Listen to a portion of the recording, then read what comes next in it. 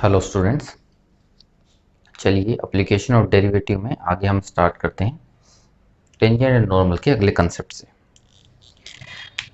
तो आप ध्यान से अगर देखोगे तो टेंजेंट के बारे में हमने बताया था इस तरीके से। मान लीजिए मैं एक डायग्राम आपको बना के दिखाता हूँ कि मान लीजिए ये एक फंक्शन है, कर्व है, और हमको ये बात करनी है कि टेंजेंट की डेफिनेशन कैसे निकल के आती है और क्या होती है। तो हमने देखा था कि टेंजेंट की डेफिनेशन इस तरीके से बोली गई थी कि एक सीकेंट आप बना लीजिए और सीकेंट के ये वाले पॉइंट को भी ऐसे ऊपर शिफ्ट कराइए, ये वाले पॉइंट को भी शिफ्ट कराइए एंड सो ऑन।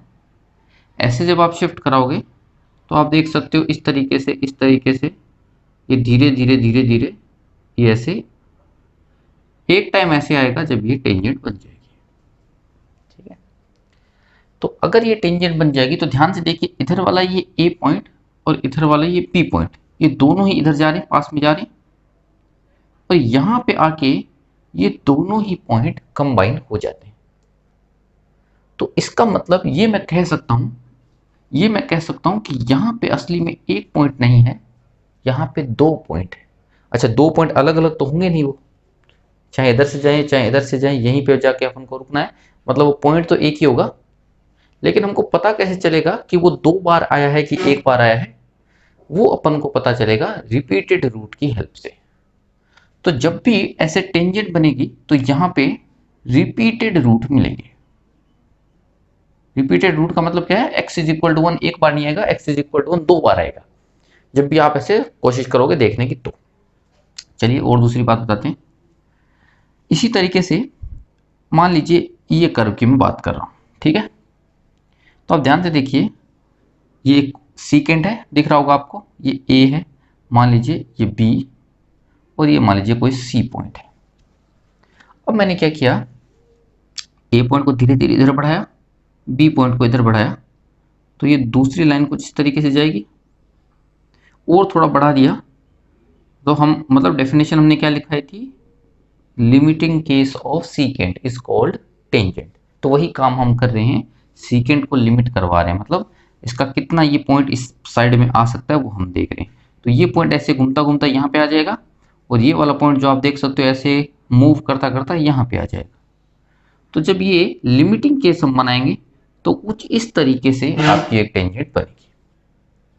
तो जब आप ऐसे जनरली इसको नॉर्मल तरीके से देखोगे तो आपको ऐसे लगेगा कि ये लाइन सी पर कट करती हुई जा रही है, लेकिन कैलकुलेशन वाइज और जब आप थोड़ा सा ध्यान से इसको देखोगे तो पता चलेगा कि ये कट करके नहीं जा रही है, ये इसकी टेंजेंट है।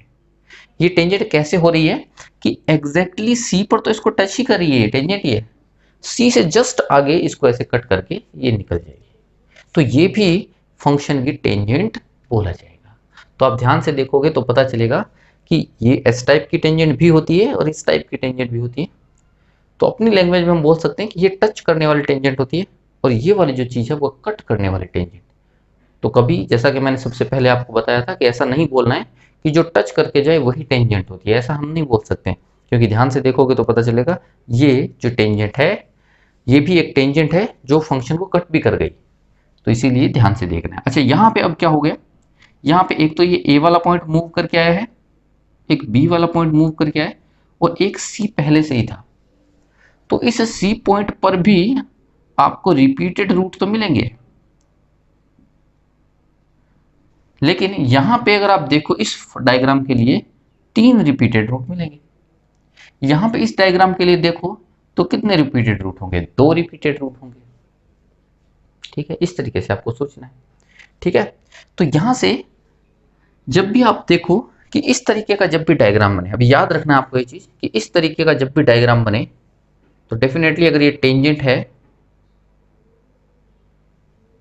अगर ये लाइन टेंजेंट है कर्व की, तो पहली चीज तो ये पक्की हो गई कि if we solve curve and its tangent,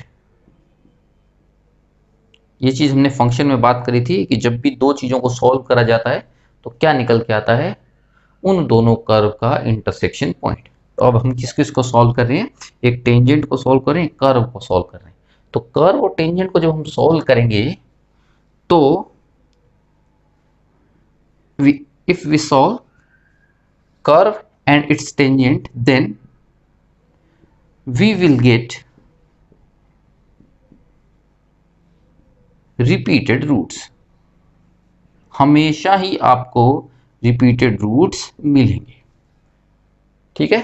वो रिपीटेड रूट इवन टाइम भी हो सकते हैं, इवन रिपीटेड रूट्स भी हो सकते हैं, और ओड रिपीटेड रूट भी हो सकते हैं। चलिए लिख देते हैं, ठीक है। तो इवन का तो मतलब आप जानते हो कौन कितने कितने रिपीटेड रूट हो सकते हैं, 2, 4, 6 इस तरीके से रिपीटेड रूट आपको मिल सकते हैं। और ओड में आपको ध्यान रखना है 3 से स्टार्ट होगा, 3, 5, 7 एंड सो ऑन, इस तरीके से रिपीटेड रूट आपको मिलेंगे, ठीक है।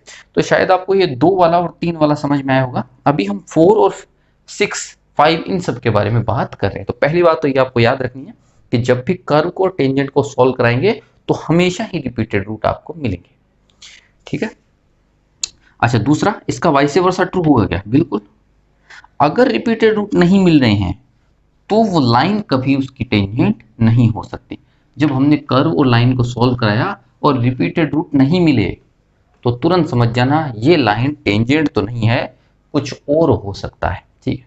अब जैसा कि आप ध्यान से देखिए, या फिर ऐसा देखिए, इसको मैं इस तरीके से समझाता हूं हमेशा कि जब भी आप ऐसा सोचो कि ये ऐसा डायग्राम बना हुआ है, तो आप हमेशा सोचो कि यहाँ पे क्या हुआ होगा। आप इसको मतलब अल्ट्रा जूम करके देखिए, तो बहुत ज़्यादा जूम करके देखिए, तो आपको या तो कुछ इस तरीके से दिखेगा, तो यहाँ पे हो क्या रहा है, एक कर्व जो है वो नीचे से ऐसे आ रहा है और लाइन के साथ में इसका कुछ इंटरसेक्शन हो रहा है और फिर वापस से कर्व नीचे की तरफ ही चला गया। तो ये इसको आप अल्ट्रा जूम करके आप देखो तो आपको क्या पता चलेगा कि हो सकता है ऐसा कर्व नीचे से आया होगा, और क्योंकि उसको नीचे ही जाना था तो ऐसे जस्ट इसको कट करके तुरंत वापस इसको कट करके ऐसे नीचे चला गया होगा। तो इस यहाँ पे आप ध्यान से देखोगे तो कुछ इस तरीके से मिलेगा, एक बार इसने कट किया और फिर ऐसे वापस कट कर दिया। तो आप देख सकते हो एक ये वाला रूट और एक ये वाला रूट, क्योंकि ये दोनों ही चीजें एक ही पॉइंट पर हो रही है, मतलब ऊपर भी उसी पॉइंट पर जा रहा है, नीचे भी वापस उसी पॉइंट पे आ रहा है, तो ये दोनों ही सेम होंगे, तो हमको 2 बार रिपीटेड रूट मिलेगा। अगर आप इसको दूसरा डायग्राम देखें तो ऐसा भी हो सकता है, ये नीचे से ऊपर गया, इसको कट किया, ठीक है, थोड़ा बड़ा करके मैं दिखा रहा हूं आपको, ऐसे ऊपर कट किया, फिर वापस नीचे आया और फिर ऐसे ऊपर वापस गया और फिर वापस नीचे आ गया। तो ये जो काम था, ये इतना बड़ा काम, ये जस्ट एक ही पॉइंट पे हो रहा था, ठीक है। तो इस बार आपको कितने रिपीटेड रूट मिले? 1, 2, 3 और 4, मतलब 4 रिपीटेड रूट इस बार आपको मिलेंगे। ये सब चीज ध्यान रखना, ये बहुत ही एक ही पॉइंट पे हो रहा है, ये भी वही पॉइंट है, वही पॉइंट है, ये चारों वही पॉइंट है। बस आपको अगर आप देखोगे तो कैसा दिखेगा कि ऐसे टच करके वापस आ रहा है। तो जब भी आप ऐसा डायग्राम बनाओगे कि नीचे से कर्व आ रहा है और घूम के वापस नीचे चला गया, या फिर ऊपर से कर्व आ रहा है और ऐसे टच करके वापस ऊपर चला गया, तो आपको यहाँ पे या तो 2 बार कट करा के दिखाना पड़ेगा, या 4 टाइम्स कट करा के दिखाना पड़ेगा, या फिर 6 टाइम, मतलब इवन टाइम ही कट करा के आपको दिखाना पड़ेगा। इसीलिए मैंने क्या बोला है कि जब भी इस तरीके का डायग्राम आए तो तुरंत समझ जाना ये होगा इवन टाइम्स रिपीटेड रूट।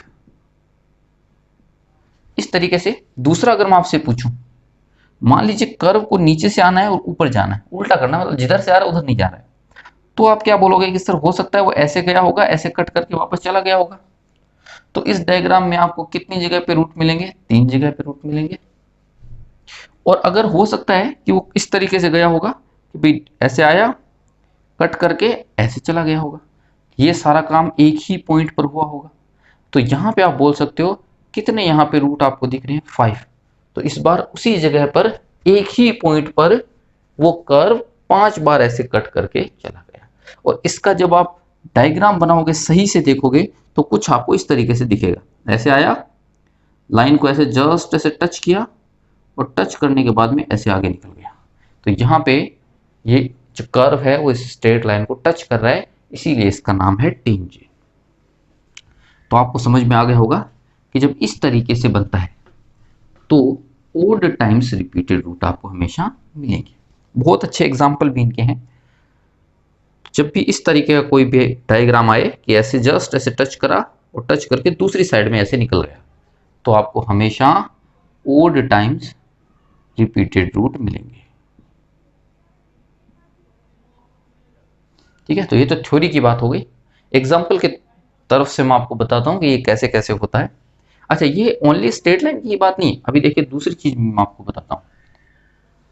मान लीजिए दो कर्व टच कर रहे हैं, फिर से वही बात है, एक कर्व इस तरीके से आया, दूसरा कर्व इस तरीके से आया, मान लीजिए ऐसे दोनों टच करके चले गए। ठीक है, तो भी इस टाइम यहां पे अगर ये टच कर रहे हैं तो इवन रिपीटेड रूट आपको मिलेंगे। चीज याद रखनी है, यहां पे कितने रूट मिलेंगे इवन टाइम, या तो 2 या 4 या फिर 6 इस तरीके से। और कर्व कुछ इस तरीके से अगर टच करें, देखिए मान लीजिए पहला कर्व है कुछ इस तरीके से चला गया, और ये दूसरा जो कर्व था वो ऐसे इसको टच किया और टच करने के तुरंत बाद ऐसे वापस निकल गया।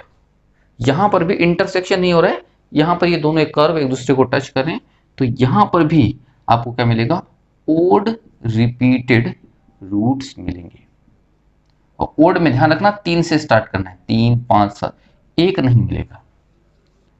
और अगर दो कर्व ऐसे सीधा सीधा कट कर गए, अगर ये कट कर गए हैं तो यहां पे आपको सिंगल रूट मिलेगा हमेशा, कोई रिपीटेड रूट नहीं मिलेगा। ये बस सिंपल सा टेंजेंट एंड नॉर्मल का बेसिक कंसेप्ट है, ये हमेशा आपको याद रखना है कि अगर कोई लाइन या कोई दो कर्व आपस में टच कर रहे हैं तो रिपीटेड रूट तो पक्का मिलेगा।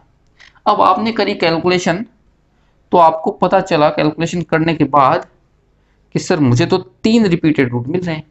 अगर 3 रिपीटेड रूट मिल रहे हैं तो इसका मतलब डायग्राम कैसे बनेगा, सेकेंड टाइप वाला, जो कट करके टेंजेंट होता है वैसा डायग्राम बनेगा। ठीक है, एग्जाम्पल ले लेते हैं। जैसे कि एग्जाम्पल बात करें f x is equal to x cube की, और 0,0 पर टेंजेंट की हम बात करें। हमने बोला है कि भी एक्स इज इक्वल टू 0 पर या ओरिजिन पर इसकी टेंजेंट बनाओ। ठीक है, टेंजेंट बना देते हैं। अब टेंजेंट हमने बनाया तो हमको हम जानते हैं कि पॉइंट तो दिया हुआ है, हमको दूसरी चीज क्या चाहिए, स्लोप, जो कि होती है dy by d x at x is equal to 0 पर, याद होगा आपको। तो यहाँ पे हमने देखा कि भाई इसका डिफरेंशिएशन हो गया 2x, हमने रखा x, सॉरी डिफरेंशिएशन हो गया 3x स्क्वायर, हमने रखा x इज इक्वल टू 0, तो आपको क्या मिल गया 0। स्लोप 0 जिसकी होती है वो लाइन कैसी होती है, वो तो हॉरिजॉन्टल लाइन होती है। हॉरिजॉन्टल लाइन जो ओरिजिन से पास करे वो तो खुद एक्स एक्सिस होती है। तो इक्वेशन ऑफ टेंजेंट क्या आ गई, इक्वेशन ऑफ टेंजेंट क्या हो गई, खुद एक्स एक्सिस, जिसका इक्वेशन होता है y इज इक्वल टू 0। ठीक है, तो टेंजेंट की इक्वेशन आपको मिल गई y इज इक्वल टू 0। और कर्व की इक्वेशन क्या थी, कर्व की इक्वेशन थी y is equal to x cube. ठीक है, अब मैं y is equal to x cube और y इज इक्वल टू 0 यानी टेंजेंट और कर्व को वापस से सॉल्व करा रहा हूं। तो अगर मैंने दोनों को सॉल्व कराया तो ये मिल जाएगा x cube is equal to 0, solve कराना आता होगा, दोनों को y के इक्वल रखा और सब्सटीट्यूट कर दिया। तो x cube is equal to 0 को जब आप सोल्व करोगे तो x इज इक्वल टू 0 0 0 कितनी बार मिला आपको, 3 बार, यानी यहाँ पे 3 टाइम्स रिपीटेड रूट है। अब 3 जो है वो तो ओड होता है, तो ओड होता है, इसका मतलब डायग्राम कैसा बनेगा, डायग्राम आप जानते हैं कैसा बनता है, इसीलिए मैंने पहले ही ये क्वेश्चन चुना था। आप जानते हैं कि कुछ डायग्राम इस तरीके से बनता है एक्स क्यूब का। तो यहाँ पे आप जब भी आपसे पूछा जाए क्या एक्स एक्सिस एक्स क्यूब को कट करती है क्या, तो हम बोलेंगे 0,0 पर कट नहीं करती है, तो 0,0 पर क्या होती है, टेंजेंट होती है। ठीक है, इस तरीके से ध्यान दें। दूसरा एग्जाम्पल, बहुत अच्छा एग्जाम्पल हम जानते हैं 10x का। अगर आप 10x का ग्राफ बनाओ, अगर आप 10x का ग्राफ ड्रॉ करो तो कुछ इस तरीके से ग्राफ बनता है। ठीक है, अब आपका 0,0 पर जब आप टेंजेंट बनाओगे तो आप देखोगे वो टेंजेंट इस तरीके से ऐसे इसको टच करती हुई जाती है, और इधर वो टेंजेंट उस कर्व के ऊपर हो जाती है। इस साइड तो टेंजेंट नीचे होती है और इस साइड टेंजेंट है वो ऊपर हो जाती है। तो ऐसा तभी हो सकता है जब ये इस तरीके से जाए। आई बात समझ में, तो इस तरीके से हम कर सकते हैं, ये एग्जांपल दिया। अच्छा, दूसरी बात, जो अभी अपन रिपीटेड रूट वाला कंसेप्ट बता रहे हैं वो ओनली कब लगेगा, अलजेब्रिक पॉलिनोमियल में। ये ट्रिग्नोमेट्री या एक्सपोनेंशियल फंक्शन में मत लगाना कि सर यहाँ पर भी क्या रिपीटेड रूट मिलेंगे। रिपीटेड रूट का कंसेप्ट जो है वो ओनली अलजेब्रिक पॉलिनोमियल्स के लिए ही हम देखेंगे, या उसी के लिए हम कर सकते हैं। तो यहां से आपको दो चीजें समझ में आई होंगी कि अगर टच करके वापस उधर जिधर से आती है कर्व उधर ही वापस निकल जाता है अगर कर्व, तो वो टच करने वाले टेंजेंट के टाइम या फिर दोनों कर्व टच कर रहे हैं तो इवन टाइम रिपीटेड रूट मिलेंगे, otherwise odd time repeated root मिलेंगे अगर वो जिधर से आता है दूसरी साइड में टच करके चला जाता है। और सिंपल कट करते हैं तब तो एक ही रूट मिलता है, ये भी आप जानते हो। चलिए इसी के लिए एक एग्जाम्पल अपन सॉल्व करते हैं जिससे आपको पता चलेगा कि यहाँ इस चीज का यूज हम कहाँ पे कर सकते हैं। एग्जाम्पल करते हैं, देखिए let tangent is drawn to y is equals to x की power 4 minus 16x square at x is equal to 1, then find all point of intersections, then find all points of intersection between tangent and curve।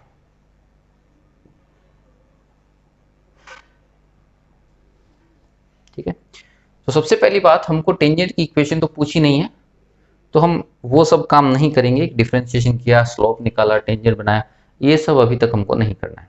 हमको तो इसने क्या पूछा है कि इसकी x is equal to 1 पर जो टेंजेंट आएगी उस टेंजेंट को अगर मैं दोबारा से कर्व के साथ सॉल्व कराऊं, दोबारा से अगर कर्व के साथ मैं उस टेंजेंट को सॉल्व कराऊं तो क्या होगा, या फिर वो दोबारा से कर्व को कट करेगी कि नहीं करेगी, ये बस हमको देखना पड़ेगा। बस इतना ही चीज अपन को चेक करना। ठीक है, तो इसके लिए मुझे क्या करना पड़ेगा, अभी थोड़ी देर पहले मैंने आपको बताया किस तरीके से, कुछ इस तरीके से डायग्राम बना होगा। मान लीजिए जो भी कर्व है, मुझे पता नहीं है कैसा कर्व है, लेकिन मैंने मान लिया कि कुछ इस तरीके से कर्व बना होगा।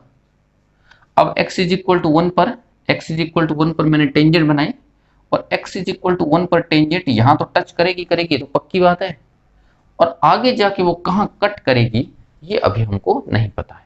ये हमको पता करना है कितनी जगह पे कट करती है। ठीक है, तो हमको क्या करना पड़ेगा, हमको सॉल्व कराना पड़ेगा। किस किस चीज को सॉल्व कराएं, कर्व एंड टेंजेंट। तो बस अभी अपन को टेंजेंट निकालना पड़ेगा क्योंकि मुझे कर्व और टेंजेंट को सॉल्व करना है। तो x इज इक्वल टू 1 अपन को दे रखा है, तो m मैं पहले निकाल लेता हूं। m हो गया dy by d x at x is equal to 1, तो वो आ गया 4x cube minus 32x square, नहीं 32x at x is equal to 1। तो यहां से आ गया 4 माइनस 32 यानी आ गया 28। स्लोप कितनी आ गई है, 28। ठीक है, अच्छा x is equal to 1 put करेंगे, x is equal to 1 put करेंगे, यहाँ पे मैंने किया नहीं है। तो जब हम x is equal to 1 put करेंगे तो y इज इक्वल टू कितना आ जाएगा, मतलब पॉइंट हम ढूंढना चाहते हैं, तो वो y इज इक्वल टू आ जाएगा 1 माइनस 16 यानी माइनस 15, सॉरी ये माइनस 28, मैंने गलत किया, 4 माइनस 32 माइनस 28। तो यहाँ पे मैं लिखता हूँ इक्वेशन ऑफ टेंजेंट। तो इक्वेशन ऑफ टेंजेंट हो जाएगी y माइनस y1, तो y plus 15 is equals to m, m आ गया minus 28 into x minus x1, x1 तो 1 है ये हम जानते हैं, तो ये आपको यहाँ तक मिल गया। अच्छा और इसको सिंप्लीफाई किया तो ये हो जाएगा y is equals to minus 28x plus 28 minus 15, तो ये हो जाएगा y is equals to minus 28x और कितना हो जाएगा माइनस 28x और ये बनेगा आपका प्लस 30।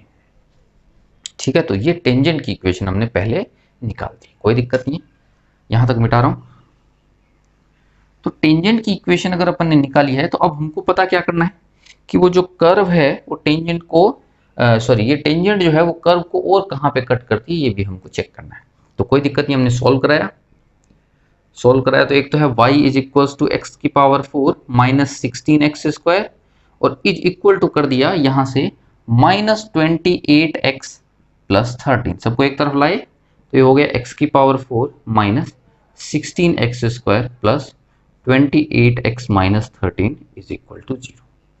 तो यहाँ तक कोई दिक्कत अपन को नहीं आएगी।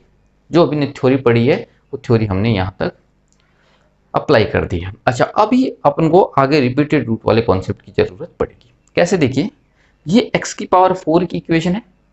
तो अगर हम वापस से जाएं थ्योरी ऑफ इक्वेशंस में या क्वाड्रेटिक इक्वेशन की हम बात करें, तो x की पावर 4 के तो बहुत सारे आंसर, मतलब हो सकता है कि उसके आंसर 2 आए होंगे, हो सकता है उसके आंसर 4 आए होंगे, ये हमने बताया था। या तो 2 रियल रूट्स आ सकते हैं या 4 रियल रूट्स हमको मिल सकते हैं। उनको हम हिट एंड ट्रायल चेक करेंगे तो बहुत टाइम लगे। आप देख सकते हो हिट एंड ट्रायल तो बड़ा लंबा पड़ जाएगा। लेकिन आप यहाँ पे देख सकते हो क्योंकि x इज इक्वल टू 1 पर ये लाइन इसकी टेंजेंट थी, कर्व की टेंजेंट थी ये, तो आप जानते हो 1 के ऊपर तो रिपीटेड रूट आपको पक्का मिलेगा। अच्छा, हम ये मान के चलते हैं कि भाई 2 रिपीटेड रूट भी मिल सकता है, 3 रिपीटेड रूट भी, 4 भी। क्यों? क्योंकि अभी तक हमको ये नहीं पता है कि ये वो टच करने वाली टेंजेंट है कि कट करने वाली टेंजेंट है, ये अभी तक हमको किसी ने बताया नहीं। तो कम से कम हम कितना ले सकते हैं? अगर आपसे कोई पूछे, हमको कुछ भी नहीं पता है कि टेंजेंट वो टच करने वाली है कि कट करने वाली है, तो आप कम से कम कितने रिपीटेड रूट ले सकते हो? तो आप बोलोगे सर 2 तो हम पक्के ले सकते हैं। ठीक है, तो we can take 2 repeated roots. तो वो 2 रिपीटेड रूट का मतलब हो गया x माइनस 1 होल स्क्वायर। ये जो फैक्टर है वो इस इक्वेशन में से जरूर कॉमन आ जाएगा। x माइनस 1 होल स्क्वायर कहां से सोचा है मैंने? x इज इक्वल टू 1 अगर एक बार आएगा तो सेकेंड बार भी x इज इक्वल टू 1 आएगा, कम से कम 2 बार तो आएंगे। तो अब x माइनस 1 का होल स्क्वायर इसमें से हमने बाहर निकाल दिया। ठीक है, अभी तो कुछ बचा ही नहीं है क्वेश्चन में। अगर x माइनस 1 का होल स्क्वायर बाहर निकाला तो इधर भी क्या मिलेगा आपको? कोई क्वाड्रेटिक मिलेगी, क्योंकि पावर 4 आपको रखना है। ठीक है, इज इक्वल टू कितना हो जाएगा? 0। ठीक है, सोल्व करना आपको आता होगा शायद। किस तरीके से सोल्व करें? एक तो ये तरीका है कि आप इसमें इसका डिवाइड कर दें, या दूसरा तरीका ये भी है कि एक बार के लिए आपने लिखा ax² प्लस bx प्लस सी, इसको एक बार के लिए ऐसा लिखा, और इसको अगर आप सॉल्व करो ध्यान से तो ये बनेगा x² minus 2x plus 1 into. अगर आप ध्यान से देखेंगे भी x की पावर 4 का टर्म मुझे बनाना है, तो x की पावर 4 का टर्म कैसे बनेगा? जब ये चीज इससे मल्टीप्लाई होगी तो यहां से आपको बात समझ में आएगी, यहां तो ओनली x² आएगा, मतलब a का वैल्यू 1 आएगा। क्यों आएगा? क्योंकि x² और x² को मल्टीप्लाई करेंगे तभी x की पावर 4 आएगी। अच्छा, कांस्टेंट टर्म कैसे आ सकता है? जब इसका कांस्टेंट इसके कांस्टेंट से मल्टीप्लाई करें तभी आ सकता है। तो -13 हमको चाहिए, तो यहां पर भी आपको क्या लेना पड़ेगा? -13 लेना पड़ेगा। अब कोई एक कोफिशिएंट कंपेयर करा देते हैं, जैसे कि x² को, यहाँ पे x³ नहीं है तो x³ को कंपेयर करा देते हैं। x³ कैसे आएगा? x² को इससे मल्टीप्लाई करूं तो मुझे -2x³ मिलेगा, और यहां पर जो भी टर्म है उसको जब हम x² से मल्टीप्लाई करेंगे तभी आपका x³ मिलेगा। तो वो चीज कितनी बननी चाहिए? 2x³, क्योंकि अगर वो 2x³ नहीं बनेगी तो फिर प्रॉब्लम हो जाएगी, वो 0 नहीं आएगा यहाँ पे x³ का कोफिशिएंट। तो यहाँ पे ये बनाने के लिए मुझे लिखना पड़ेगा +2x, ताकि ये +2x इससे मल्टीप्लाई होके प्लस का 2x³ बन जाए। ठीक है, तो वैसे तो ये आंसर यहाँ पे खत्म हो जाएगा। अगर कंपेयर कराना चाहते हो तो ये इसको भी आप कंपेयर करा सकते हो। देखिए क्या मिलेगा आपको। तो यहां से आपने देखा x² की बात करूं तो यहां पे ये आएगा 13x²। ठीक है, -13x², और इसको मल्टीप्लाई किया तो 1x² यानी 14x² हो गया, और इन दोनों को मल्टीप्लाई किया तो 2 और 2 कितना हो गया? 4x²। तो यहाँ पे कितना मिलेगा आपको? एक बार फिर चेक कर लेना। x² 13 -13 और यहाँ से आ गया है -4, 13 और 4 17, 17 में से एक गया 16, अपने आप एडजस्ट हो जाएगा। तो आपको करने की जरूरत नहीं पड़ेगी, अपने आप एडजस्ट हो जाएगा। तो यहाँ से आप देख सकते हो ये तो आ ही गया x माइनस 1 होल स्क्वायर, और ये चीज इसको फिर से फैक्टराइजेशन करके देख लीजिए यहाँ पे क्या क्या फैक्टर होते हैं। तो यहाँ पे आप देख सकते हो अगर इसके d की बात करें तो इसका d जो है वो कैसा आएगा? इसका d ग्रेटर देन 0 है, x² plus 2x minus 13 is equal to 0। तो इसका d जो है वो ग्रेटर देन 0 है। अगर d ग्रेटर देन 0 है तो इसका मतलब क्या हुआ? 2 इसके रियल रूट आएंगे। अच्छा, वो दोनों रियल रूट जो है वो इक्वल आएंगे कि अलग अलग? क्योंकि d ग्रेटर देन 0 है तो दोनों रूट अलग अलग आएंगे, अलग अलग आएंगे तो इसका मतलब क्या हो गया, इसका मतलब कुछ इस तरीके से हो गया कि ये जो टेंजेंट है वो इस कर्व को आगे दो जगहों पर कट करेगी, दो अलग अलग जगहों पर कट करेगी, टेंजेंट नहीं होगी। ये हमको यहां से पता चल जाता है।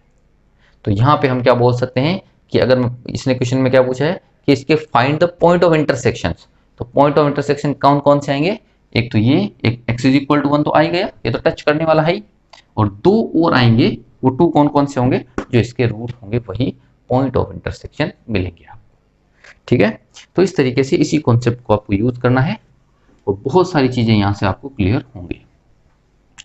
इसके बाद हम स्टार्ट करते हैं इसी का अगला पॉइंट, जिसका नाम है condition of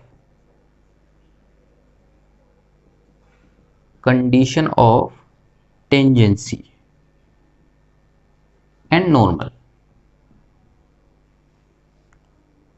condition of tangency and normal, ये चीज क्या होती है, कंडीशन ऑफ टेंजेंसी का मतलब क्या होता है, तो आपको इस शायद याद होगा सर्कल में हम ये बात करते थे, सर्कल में हमने बोला था कि y is equal to m x plus c, अगर circle x square plus y square is equal to r square की टेंजेंट बन जाती है, तो c इज इक्वल टू कितना आ जाएगा, r plus minus r under root 1 plus m square. शायद आपको याद होगा, एक एग्जाम्पल के तौर पे मैं बता रहा हूं, वैसे क्या होता है ये भी आपको समझाएंगे। तो आपको पता होगा अगर y is equal to m x plus c, x square plus y square is equal to r square की टेंजेंट हो, तो c इज इक्वल टू होता था plus minus r under root 1 plus m square. ये सबको याद होना भी चाहिए, क्योंकि इसी की हेल्प से हम बहुत सारे सर्कल में क्वेश्चन सॉल्व करते हैं। तो जो ये जो कंडीशन आई है, ये c और m में जो कंडीशन आई है उसको हम क्या बोलते हैं, कंडीशन ऑफ टेंजेंसी। कैसे, कि भाई आपने क्या देखा, m टेंजेंट है तो उसमें एक m होगी, मतलब स्लोप है, और एक c होगा। अगर मैं टेंजेंट को y is equal to m x plus c के टर्म्स में लिखता हूं तो एक तो हो गई स्लोप और दूसरी हो गई y इंटरसेप्ट, जिसको हम c बोलते हैं। तो इन दोनों का कॉम्बिनेशन होता क्या है, असली में अगर आप ध्यान से देखो तो m का काम क्या होता है, क्योंकि m स्लोप होती है और स्लोप निकलता कैसे है, टेन थीटा से, जहां पे थीटा का मतलब क्या होता है, थीटा का मतलब होता है पॉजिटिव, जैसे कि ये एक्स एक्सिस है तो इससे कितना वो झुकी हुई है। तो इसका मतलब m को मैं बदल रहा हूं तो असली में मैं क्या कर रहा हूं, वो थीटा बदल रहा हूं, थीटा बदल रहा हूं, तो इसका मतलब क्या हो गया, m को चेंज करने की वजह से ऐसे लाइन रोटेट होती रहेगी, घूमती रहेगी लाइन। ठीक है, दूसरा केस मैंने क्या किया, मैंने किया m को तो फिक्स कर दिया, c को चेंज कर रहा हूं। तो c को चेंज करने से क्या हो गया, c को चेंज करने से ये हो गया कि भाई m अगर फिक्स है तो घूमना बंद हो जाएगी, और c का मतलब होता है y इंटरसेप्ट, तो y इंटरसेप्ट है तो वो बदलता रहेगा ऐसे। तो इसका मतलब अगर m को मैंने फिक्स कर दिया तो वो लाइन पैरेलली ऐसे शिफ्ट होती जाएगी ऊपर नीचे। अब क्या होगा, यहां पे एक, मान लीजिए यहां पे एक सर्कल था, तो आपने क्या बोला, आपने m फिक्स करके एक लाइन यहां पे बनाई, m1 आपने फिक्स किया और ये लाइन आपने बना दी। अब आप क्या करोगे, अब इसको इसकी टेंजेंट बनाना चाहते हो, तो टेंजेंट बनाना चाहते हो तो आपको क्या करना पड़ेगा, c में बदलाव करना पड़ेगा, ताकि ये जो लाइन है इस सर्कल की तरफ मूव करनी चालू हो जाए।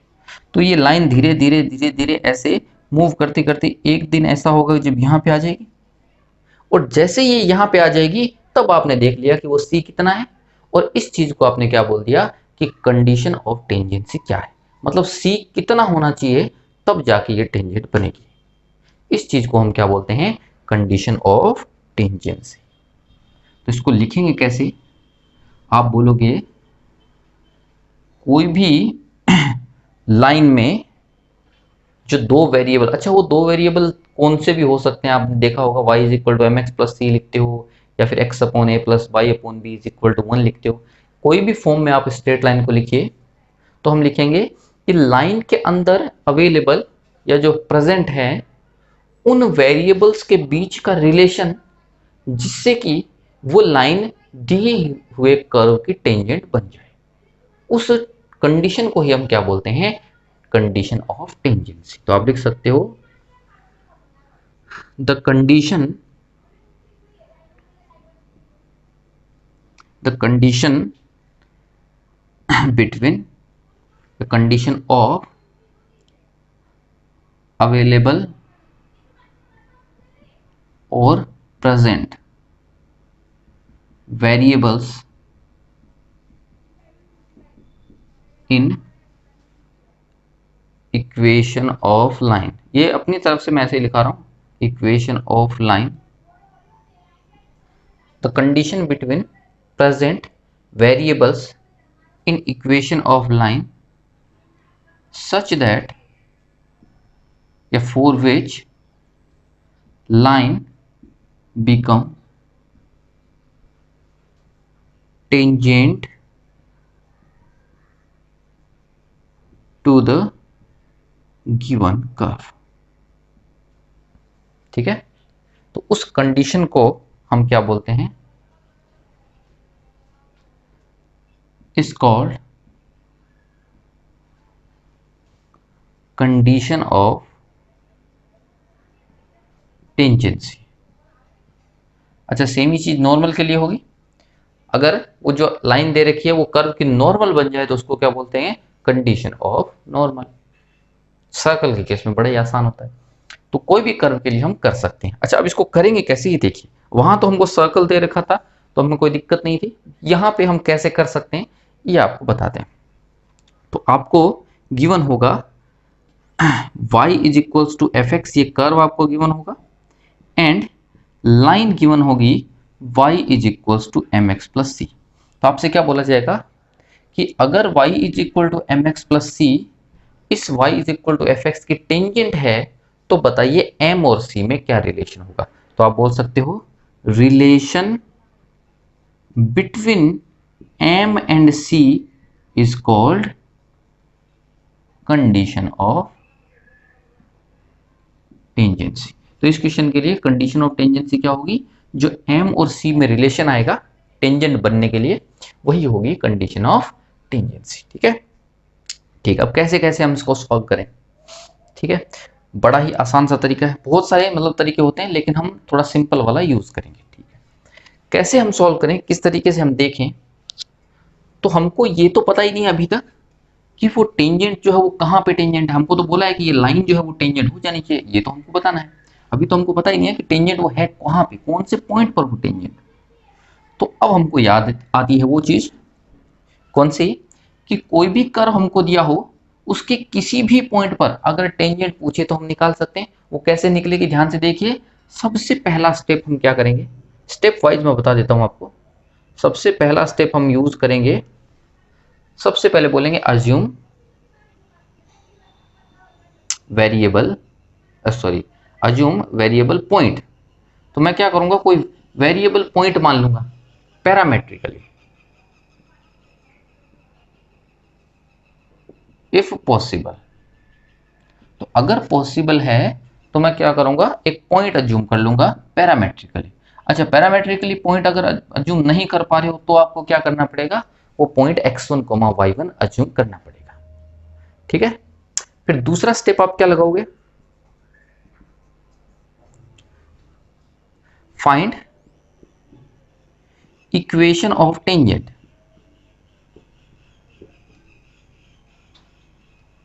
At that point. तो अभी आपको ये ध्यान रखना है कि उस पॉइंट पर आपको इक्वेशन ऑफ टेंजेंट निकाल देनी है। ठीक है, कैसे निकलती है इक्वेशन ऑफ टेंजेंट, इसमें कोई दिक्कत ही नहीं है। और स्टेप 3 आपको क्या कर देना है, कंपेयर, ठीक है, obtained equation with y is equal to mx plus c and eliminate parameter. Eliminate parameter का मतलब क्या हो गया, हमको क्या करते हैं ना, जो अपन को यहाँ पे टेंजेंट निकल के आई है, बन के आई है, वो टेंजेंट को हम कंपेयर किससे कराएंगे, y is equal to mx plus c या फिर ax plus by plus c is equal to 0, जो भी उसने दे रखी होगी वहां से कंपेयर करा देंगे। और कंपेयर कराने के बाद में ये जो पैरामीटर है उसको आपको एलिमिनेट करना पड़ेगा। अच्छा, ये पैरामीटर क्या चीज थी, जो सबसे पहले, जैसे कि आप AT² 2AT ऐसे करके पॉइंट अज्यूम करते हो ना, तो ये t तो अपन को पता नहीं होता ना कितना होता है, तो इस t को यहां पे जाके हमको एलिमिनेट करना पड़ेगा, ये आपको लास्ट में काम करना है। और जैसे ही एलिमिनेट करने के बाद में m और c में जो रिलेशन आएगा वही क्या होगी, आपकी कंडीशन ऑफ टेंजेंसी। तो 3 स्टेप के बाद आगे तुरंत आप आंसर लिख पाओगे कि टेंजेंसी की कंडीशन क्या है। ठीक है, तो इस तरीके से हमको कुछ क्वेश्चन सॉल्व करने हैं। चलिए एक क्वेश्चन हम सॉल्व करते हैं। तो आपको बोला गया है कि y is equal to m x plus c, एक कर्व है x y square x into y square is equal to 8, इसकी जो है वो टेंजेंट बन जानी चाहिए, तो वो कंडीशन आप बताइए। तो सबसे पहला स्टेप हम यूज करते हैं। तो स्टेप 1 में क्या बोला गया था कि आप पॉइंट अज्यूम करिए, तो इसके ऊपर पॉइंट कैसे अज्यूम करते हैं शायद आपको याद होगा। तो एक्स वाई स्क्वायर से सबसे पहले 8 नीचे ले जाएंगे, सामने 1 कर देंगे, तो ये बन जाएगा x/2 इंटू y/2 का whole square is equal to, ये नहीं बोलना है, ये आपको पहले बता चुके हैं कैसे करते हैं, तो ये आपने यहां पे किया। अब आप जानते हो भी एक तो आएगा t, एक आएगा 1/t, जब दो चीजों का मल्टीप्लाई इज इक्वल टू 1 होता है तो एक t आएगा, दूसरा 1/t आएगा। y के ऊपर सबसे पहले आपको ऐसे ऐसे भी ध्यान रखना है, इसको capital Y is equal to 1, तो ये t, ये 1/t, इसके ऊपर स्क्वायर आ जाएगा और ये रहेगा y वाला 1/t ही रहेगा। अब आप क्या बोलोगे कि sir x is equal to t square है, लेकिन हमने x/2 को अज्यूम कर रखा है, तो ये x इज इक्वल टू आ जाएगा 2t स्क्वायर, और capital Y is equal to 1/t है, कैपिटल Y हमने y/2 को अज्यूम कर रखा है, तो ये आ जाएगा y is equal to 2/t। तो यहां से पॉइंट आ गया आपका 2t स्क्वायर 2/t। ये तो पहला स्टेप हमने यूज कर लिया। अच्छा, दूसरा स्टेप क्या होता था कि दूसरे स्टेप के हिसाब से अब हमको टेंजेंट की इक्वेशन अपनी तरफ से लिखनी पड़ेगी। तो कोई दिक्कत नहीं है, टेंजेंट की इक्वेशन लिखने से पहले हमको क्या करना पड़ता है, m ढूंढना पड़ेगा। तो स्टेप 2 हम यहाँ पे यूज कर रहे हैं, m ढूंढने के लिए हमको करना पड़ता है dy/dx। तो dy/dx चाहो तो अंडर रूट करके आप कर दो, चाहो तो डायरेक्ट कर दो, डायरेक्ट आपको करना आता होगा चेन रूल से। तो x का differentiation 1, y square as it is, plus x as it is y square का 2y dy/dx is equal to 0। तो यहां से dy/dx आ जाएगा minus Y square upon 2xy, यानी y से y कैंसिल हो गया, माइनस y अपॉन 2x। ठीक है, तो dy/dx एट पॉइंट कौन सा था, 2t स्क्वायर 2/t, ये कितना आ जाएगा, y की जगह 2/t रख दिया तो माइनस 2/t इंटू x की जगह पे कितना रख दिया 2t स्क्वायर, तो 2 एक तो था ही ये वाला, और एक और कितना आ जाएगा 2t स्क्वायर। तो यहाँ पे 2 से 2 कैंसिल होने के बाद में मिल गया माइनस 1/2t³, ये m आ गया। तो बस दूसरा स्टेप कंप्लीट हो गया। तीसरा स्टेप क्या हो गया, ठीक है, इक्वेशन बना दी, तो आ गई y माइनस y1, यानी y minus 2/t is equals to m की जगह 1/2t³ into x minus x1 यानी 2t स्क्वायर। ये आपको मिल गया है equation of tangent, y minus y1 is equal to m x minus x1। थोड़ा सा सिंप्लीफाई कर दिया तो ये बन गया y is equals to minus x upon 2t³। ठीक है, माइनस माइनस ये हो गया प्लस, 2 से 2 कैंसिल, टी स्क्वायर से t³ भी आधा कैंसिल हो जाएगा, तो यहां से 1/t बच जाएगा, और ये उधर जाके प्लस 2/t आएगा, जिससे कि दोनों मिलके बन जाएंगे 3/t। तो यहां तक ये मिल गया। इसको किससे कंपेयर कराना है, हमने कंपेयर करा दिया y is equals to m x plus c से।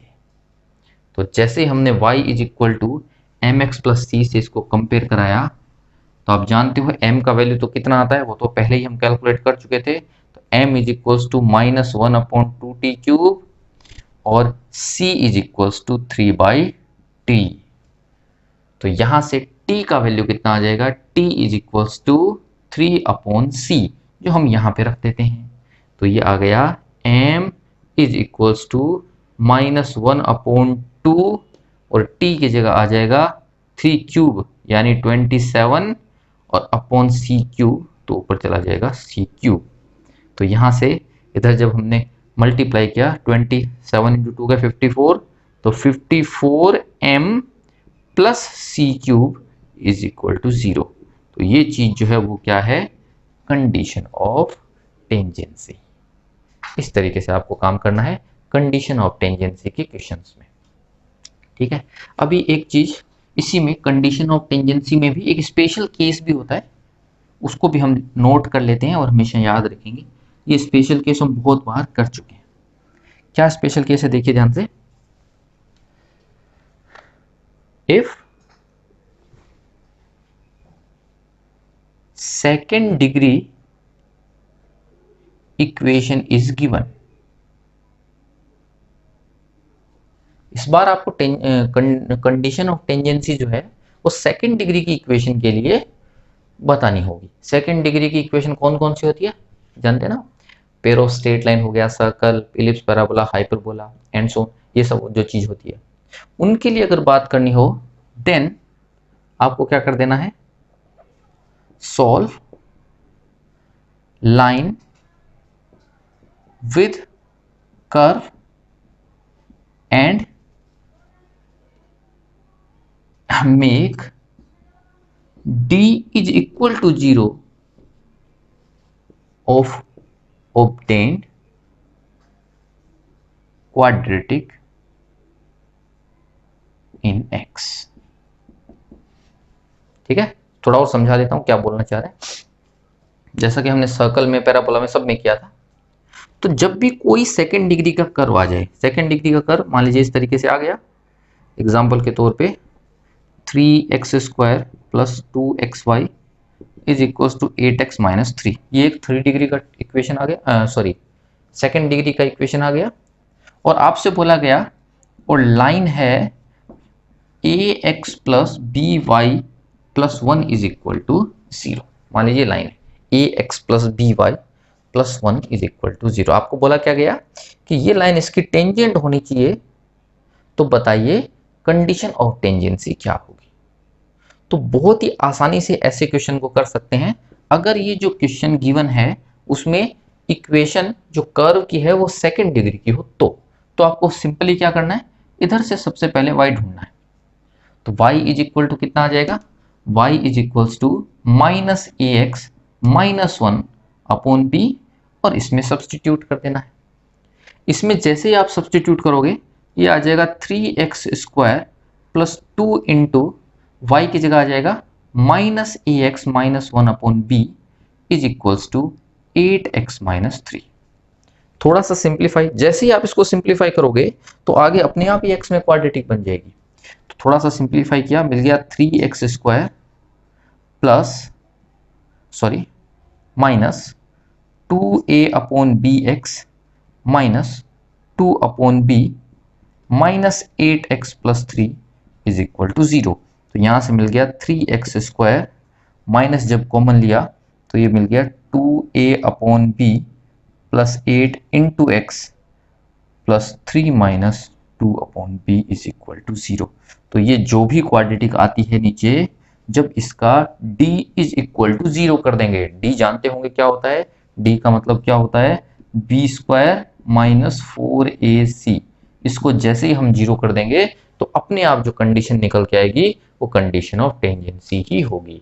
ये हम डिस्कस कर चुके हैं स्ट्रेट लाइन, सर्कल, पैराबोला और इलिप्स वाले चैप्टर्स में। समझ में आई बात। तो इस तरीके से टेंजेंट एंड नॉर्मल के बहुत सारे क्वेश्चन से आपको कर्व के बारे में बहुत सारी हिंट मिलती है। इन्हीं को हम यूज करके आगे भी बहुत सारे क्वेश्चन सॉल्व करेंगे।